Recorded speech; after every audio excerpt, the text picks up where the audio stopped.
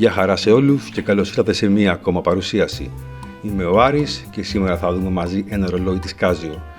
Ο κωδικός του είναι EFS-S570D-3A. Ανήκει στην υποκατηγορία Edifice, μια πολύ όμορφη για την άποψή μου υποκατηγορία με πολύ ωραία ρολόγια και σχετικά οικονομική. Το συγκεκριμένο έχει οχτάγωνο σχήμα, 44 mm διάσταση, 10 ατμόσφαιρες αδιαβροχοποίηση, 9,7 mm το πάχος, ανήκει στην κατηγορία Slim, είναι φτιαγμένο από ανοξίδωτο ατσάλι και το κάντραν του είναι από αχάρακτο ζαφύρι. Έχει ηλιακό μηχανισμό φόρτισης, ο οποίος σε πλήρη φόρτιση μας δίνει, σύμφωνα με τα χαρακτηριστικά και το manual, 6 μήνες λειτουργία.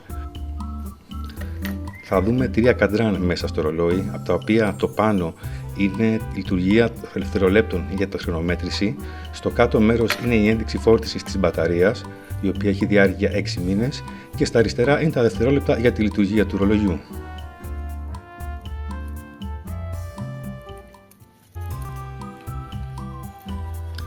Θα ήθελα να ακούσω την άποψή σας στα σχόλια. Ευχαριστώ πολύ.